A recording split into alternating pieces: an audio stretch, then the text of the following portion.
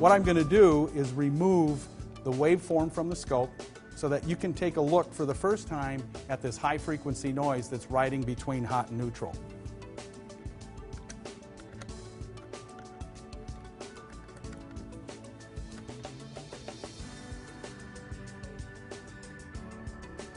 You can now see that with that waveform removed, we have high frequency noise that you couldn't see on that waveform.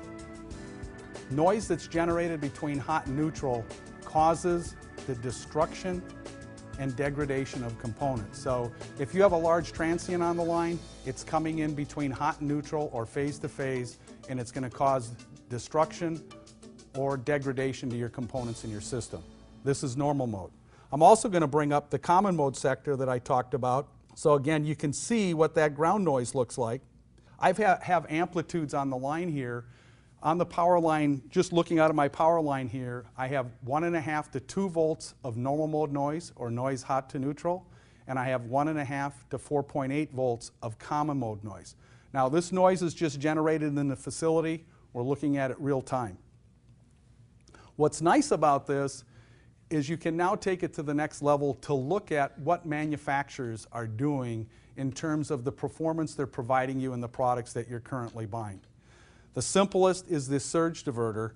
As I said earlier, this product doesn't turn on till the spikes exceed 330 volts. So what I'm going to do is plug it into my power strip, and let's take a look at what happens to the noise through this device. You can see that it really hasn't done anything. In fact, my levels still are at the 1.5 to 2 volts. On the common mode, I'm still seeing the 1.5 to 4.8 volts on the ground plane here. Keep in mind again that the industry suggestion for acceptable levels of common mode noise are less than 0.5 volt. You've got almost 10 times what you want to see on the ground. This will definitely cause disruptions to your systems. The next product that we're going to look at here is what we call a filter. Now, one thing that you have here with the surge suppressor is basically an MOV technology.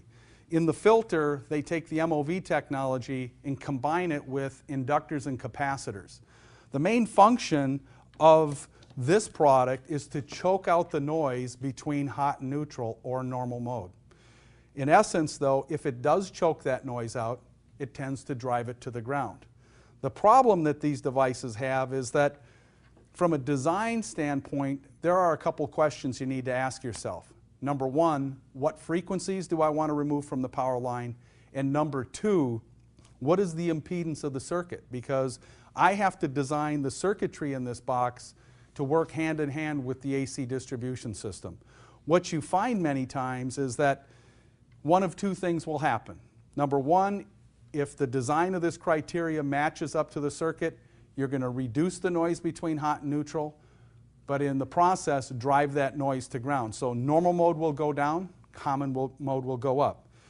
If it doesn't match up to the design criteria or the impedance of the circuit, what you will find is that you'll get a bandpath shift and your noise will either increase in normal mode and increase in common mode. So let's take a look at what happens here when I plug this device in. As you can see, the filter has reduced the noise between hot and neutral. It's now reduced the noise levels to about 1.5 volts between hot and neutral to 2 volts. On the common mode side, we're seeing about 1.5 to 4.8 volts. So it really has gone up in terms of how the product works. As you can see here, we've reduced the noise between hot and neutral, but we've magnified the noise with respect to ground, the last place your system wants to see it.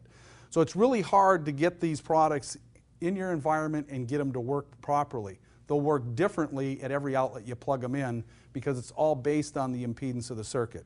We hear a lot of things in the marketplace about power conditioners.